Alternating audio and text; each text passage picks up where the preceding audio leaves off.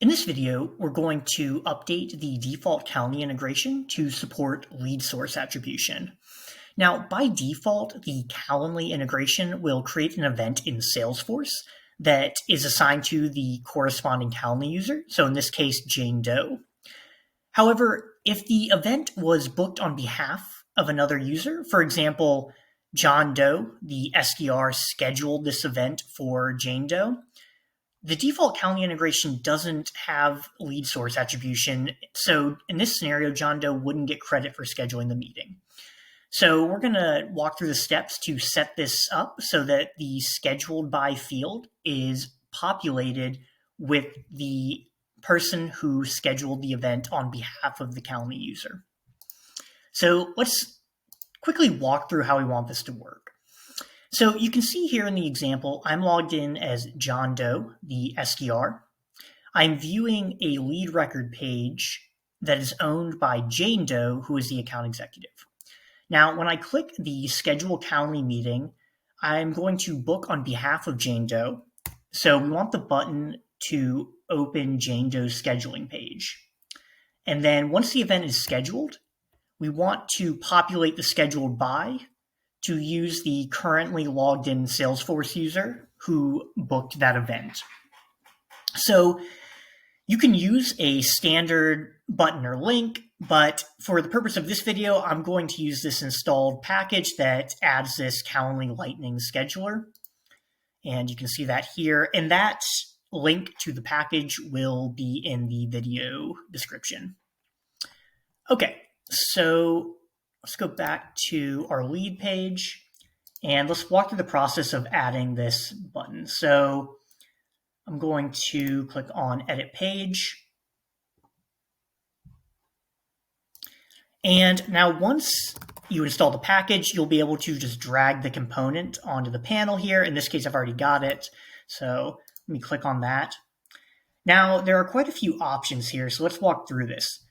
So what these options do is they map your record, whether it's a lead or contact, they map those corresponding fields to the Calendly scheduler.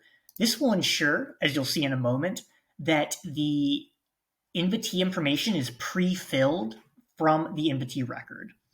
So you can see here that I've got first name, last name, and full name all mapped, same for email. Now, you'll see this $ user ID for the UTM source. What I'm doing here is I'm saying that the source of this Calendly meeting is going to be the ID of the user who is currently logged in to Salesforce. So the Salesforce user that is going through the scheduling flow, they will get credit for this because their ID will be populated. And then at the bottom here, I have this lead owner Calendly link to be our Calendly link. This will ensure that the scheduling button dynamically opens the lead owner's Calendly link. And I'll go show you this custom field and how I created that. So once you fill these in, just save and you should be all set. But since I've already set this up, I'm going to exit. And I'm going to show edit object to show that field.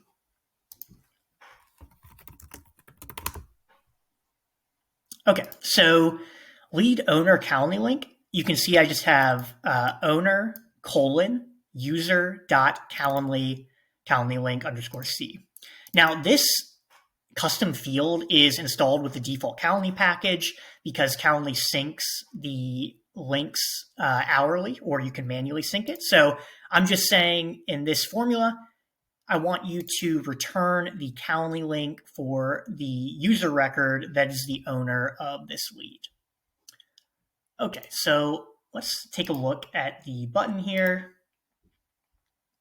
So you can see it will use that formula field to open up the record.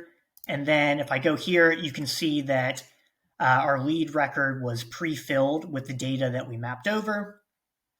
And then you can schedule the event to trigger the regular Calendly flow. So now the last piece here is let's talk about how do we update the default Calendly flow to give credit to the SDR who booked the event. So I'm going to come over here. Now, this is the default Calendly flow. Let me zoom out, and you can see that I am over here on the right-hand side where it creates the event. And all I've done here is I've said this for when the event is created, set my custom scheduled by, which this is just a lookup field to a user. Set this to the record's UTM source. This will ensure that when the event record is created, it will be connected to the user who booked on behalf of the Calendly publisher.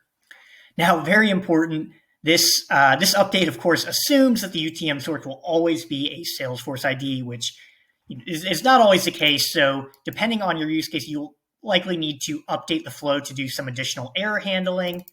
But assuming that the UTM source is always a Salesforce ID, this will work as intended. That's it for the video. Thanks for watching. If you have any feedback, comments, or anything I can help with, please add a comment below in the video. Thanks for watching.